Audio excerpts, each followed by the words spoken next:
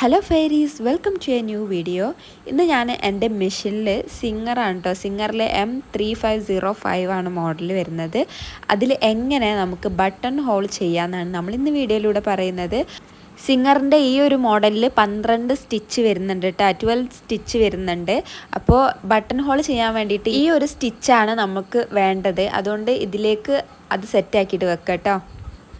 പിന്നെ ചെയ്യേണ്ടത് എന്താണെന്ന് വെച്ചാൽ, ഇവിടെ കാണുന്ന ഈ മൂന്നാമത്തെ മോഡ് നമ്മൾ 1 to 0 വരെയുള്ള ഈ ഒരു മോഡിലാണ് വെക്കേണ്ടത്. നോർമൽ സ്റ്റിച്ച് ആണെങ്കിൽ 3 അല്ലെങ്കിൽ 3ൻ്റെയും 2ൻ്റെയും ഇടയിൽ നമുക്ക് വെക്കാം.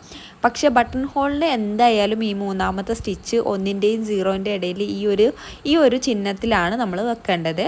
പിന്നെ രണ്ടാമത്തെ സ്റ്റിച്ച് വരുന്നത് രണ്ടാമത്തെ മോഡ് 5ലാണ് നമ്മൾ വെക്കേണ്ടത് കേട്ടോ. 5ൽ തന്നെ വെക്കണം, എന്നാലേ നമ്മൾ വിചാരിച്ച പോലെ ബട്ടൺ ഹോൾ നമുക്ക് ചെയ്യാൻ പറ്റുള്ളൂ. ഫസ്റ്റ് പിന്നെ എപ്പോഴും ഏത് സ്റ്റിച്ചാണെങ്കിലും 4ൽ തന്നെ വെക്കണം കേട്ടോ. ഇനി നമുക്ക് ബട്ടൺ ഹോളിന് വേണ്ടിയിട്ടുള്ള സെപ്പറേറ്റ് ആയിട്ടുള്ള ഫൂട്ട് ഉണ്ട് കേട്ടോ. ആ ഫൂട്ട് നമുക്ക് ഇതിലേക്ക് സെറ്റ് ചെയ്ത് കൊടുക്കാം. ആ ഫൂട്ട് സെറ്റ് ചെയ്ത് വെച്ചാലേ നമുക്ക് ബട്ടൺ ഹോൾ കറക്റ്റായിട്ട് സ്റ്റിച്ച് ചെയ്യാൻ പറ്റുള്ളൂ.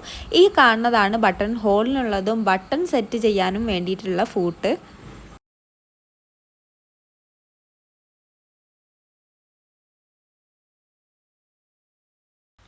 ഇതിൽ കാണുന്ന പോലെ തന്നെ ഈ ഒരു ഫൂട്ട് ഇവിടെ ഫിക്സ് ചെയ്യണം കേട്ടോ. എന്നാലേ നമുക്ക് കറക്റ്റ് വിചാരിച്ച പോലെ തന്നെ സ്റ്റിച്ച് കിട്ടുകയുള്ളൂ.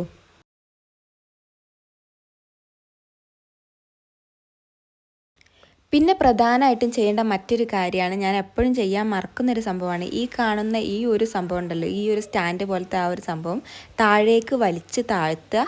എന്നിട്ട് ഫ്രണ്ടിലേക്കൊന്ന് പ്രസ് ചെയ്ത് കൊടുക്കുക. അപ്പോൾ ഫ്രണ്ടിലേക്കൊന്ന് ചെരിഞ്ഞ് നിൽക്കും കേട്ടോ. അങ്ങനെ നിന്നാൽ മാത്രമേ ഈ ബട്ടൺ ഹോളിൻ്റെ സ്റ്റിച്ച് വർക്ക് ആവുള്ളൂ. അല്ലെങ്കിൽ അവിടെ ഈ ഫൂട്ട് അങ്ങോട്ടും ഇങ്ങോട്ടും ഒന്നും മൂവ് ആവില്ല കേട്ടോ. അതുകൊണ്ട് ആ ഒരു സ്റ്റാൻഡ് താഴ്ത്തിയിട്ട് ജസ്റ്റ് ബാക്കിലേക്ക് പ്രസ് ചെയ്യാൻ വേണ്ടിയിട്ട് മറക്കരുത്.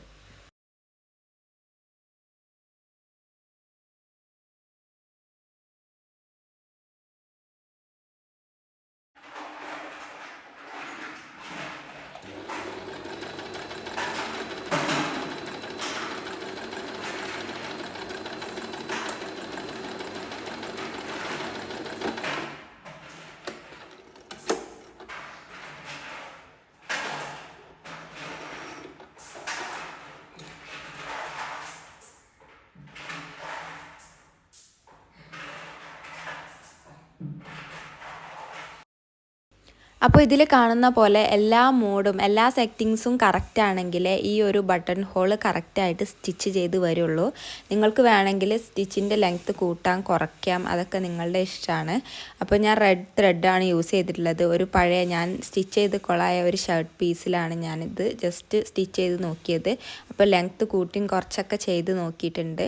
അപ്പോൾ നിങ്ങൾ ഈ മെഷീൻ വാങ്ങുകയാണെങ്കിൽ ഇങ്ങനെയുള്ള സംഭവങ്ങളൊക്കെ ചെയ്യാൻ വേണ്ടിയിട്ട് ഈസി ആയിരിക്കും. പക്ഷെ നോർമൽ സ്റ്റിച്ചിന് ഏറ്റവും ബെസ്റ്റ് നമ്മുടെ നോർമൽ മെഷീനോ അല്ലെങ്കിൽ ഇതിൻ്റെ ഒരു അഡ്വാൻസ് ലെവലുണ്ട്, അതായിരിക്കും ഏറ്റവും ബെറ്റർ.